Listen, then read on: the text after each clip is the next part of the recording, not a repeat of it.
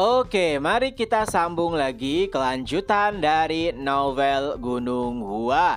Di sisi lain, Mugak akhirnya turun dari panggung, tapi wajahnya sama sekali tidak menunjukkan bahwa ialah yang memenangkan pertarungan. Dan di hadapan penatua Ho Sanja, Mugak juga meminta maaf karena sampai menggunakan teknik terlarang saat sparring. Ia juga siap menerima hukuman setelah mereka kembali. Tatapan Ho Sanja sedikit berbeda, lalu ia berkata, "Kenapa? Kenapa kau sampai menggunakan teknik tersebut padahal kau bisa menang tanpa menggunakannya?" Dan Mugak hanya bisa terdiam. Lalu Ho Sanja kembali berkata, "Baiklah, tidak apa-apa, asalkan kau menang." Ya, Ho Sanja sadar bahwa kondisi mereka sedang terdesak. Jadi pada akhirnya kemenangan adalah hal yang paling ia inginkan apapun cara yang digunakan oleh murid-muridnya. Tapi walau demikian, Mugak sama sekali tidak senang atas kemenangannya. Ho Sanja pun meminta Mugak untuk beristirahat. Dan saat mundur ke belakang, ia pun menghampiri Mujin lalu berkata, "Senior, sepertinya ada banyak sekali yang kita abaikan atas nama Wudang. Sepertinya Mujin juga telah menyadari hal tersebut. Memang untuk sebagian orang sparring seperti membandingkan antara satu kelompok dengan satu kelompok lainnya. Tapi sebenarnya sparring adalah sarana untuk saling belajar satu sama lain. Dan sepertinya ia telah mendapatkan banyak hal dalam sparring sebelumnya. Mugak berharap bahwa seluruh murid Wudang juga akan menyadari hal tersebut. Mendengarkannya, Mujin hanya bisa menghela nafas. Di sisi lain, para murid sekte Gunung Hua nampaknya masih mengkhawatirkan kondisi senior mereka yang masih berbaring pingsan. Lalu Tang Soso pun menjelaskan bahwa tidak ada kerusakan yang signifikan. Jika dirawat dan beristirahat selama 3-4 hari, maka senior Ungam akan kembali pulih. Mendengar penjelasan Tang Soso, setiap murid pun merasa lega. Lalu Chung Myun pun berkata kepada murid-murid, "Jangan terbawa suasana. Fokus, ingatlah apa yang ditunjukkan oleh senior sebelumnya adalah untuk pembelajaran bagi kita semua."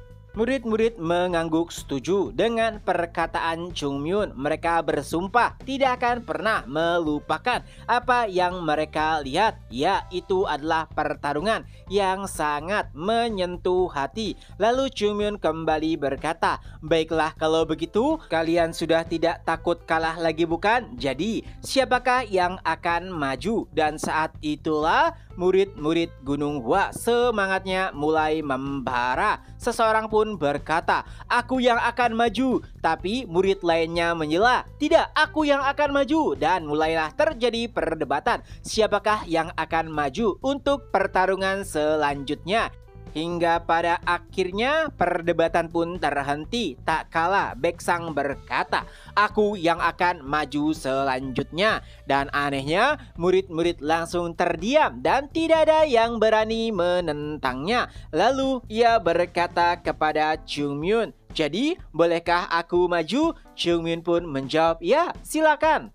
Apa yang ditunjukkan senior Ungam sebelumnya benar-benar mengubah sudut pandang dari para murid Gunung Hua. Chung Myun ingin melakukan bagian tersebut, tapi sayangnya sulit bagi Chung Myun untuk bisa mengaplikasikannya. Karena apa yang biasa dilakukan oleh Chung Myun adalah cara untuk mengatasi masalah. Ia merasa sangat berterima kasih kepada senior Ungam karena telah mengambil bagian yang tidak bisa ia sentuh. Berpindah ke sisi lainnya, Baeksang kini telah berada di atas panggung. Lalu ia pun berteriak, "Siapa yang akan menjadi lawanku? Siapapun itu tidak masalah." Mendengar perkataan tersebut, Chung Myun dari bawah panggung menanggapinya. Apakah ia sangat percaya diri untuk bisa menang? Baekjun pun langsung tertawa saat melihat ekspresi Jungmyeon. Ya, setidaknya setelah melihat pertarungan senior mereka, kemenangan bukan lagi menjadi tujuan utama mereka. Bahkan jika mereka kalah, tapi jika itu kekalahan yang terhormat, itu sudah cukup.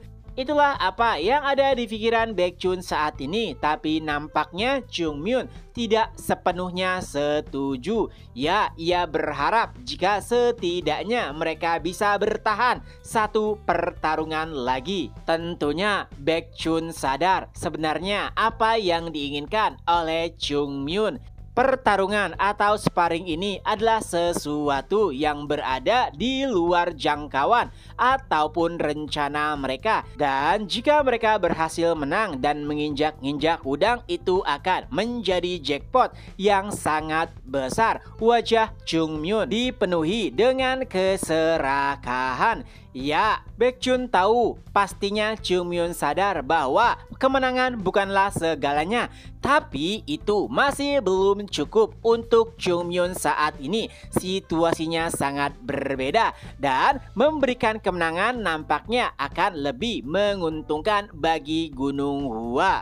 Di sisi lain, para penonton menunjukkan reaksi pro dan kontra setelah melihat pertarungan Ungam melawan Mugak. Ya, kemenangan diraih oleh Sekte Udang. Tapi itu bukanlah kemenangan biasa karena itu adalah pertarungan yang sejajar. Murid kelas 1 melawan murid kelas 1 dan hasilnya Sekte Udanglah yang menang. Dari sana saja orang-orang awam yang menonton bisa menyimpulkan bahwa murid Gunung Hua hanya memiliki murid kelas 3 dan murid kelas 2 yang berbakat. Adapun murid kelas 1 mereka masih kurang. Itu dibuktikan dengan kekalahan Ungam. Tapi banyak juga yang tidak setuju dengan pernyataan tersebut. Gunung Hua memang kalah. Tapi murid-murid kelas 2 dan kelas 3 mereka juga menang mengalahkan murid-murid kelas 1 Wudang. Jika memang Wudang merupakan sekte terhormat, seharusnya mereka bertarung secara adil. Saat murid Gunung Hua mengirimkan murid kelas 2, bukannya seharusnya Wudang juga mengirimkan murid kelas 2? Sebagai sekte bergengsi, seharusnya Udang menunjukkan kerendahan diri. Bagaimana bisa mereka mengirimkan lawan yang lebih tua 10-20 tahun saat murid-murid Gunung Hua mengirimkan murid yang lebih muda. Dan penjelasan tersebut nampaknya mengubah perspektif masyarakat terhadap sekte Udang. Seolah-olah yang mereka kejar hanyalah kemenangan saja. Adapun Gunung Hua, walaupun mungkin Gunung Hua saat ini kalah, tapi tidak ada yang tahu apa yang akan terjadi 10-20 tahun mendatang. Saat itu adalah masa di mana murid kelas 3 dan murid kelas 2 sekte Gunung Hua memimpin. Di mana saat ini saja mereka telah mengalahkan murid kelas 1 sekte Udang. Yang artinya mungkin di masa depan Gunung Hua akan melampaui Wudang. Di tengah-tengah perbincangan tersebut nampak seseorang yang tengah melintas sambil berkata, "Padahal aku hanya memalingkan pandanganku sejenak, tapi nama Gunung Hua sudah melonjak begitu tinggi. Dari pakaiannya, kemungkinan ia adalah seseorang dari sekte Wudang dan sepertinya itu adalah penatua Hugong." Dan chapter pun berakhir. Nah, itulah kelanjutan dari novel Gunung Hua. Semoga terhibur. Ketemu lagi di next video. Bye-bye.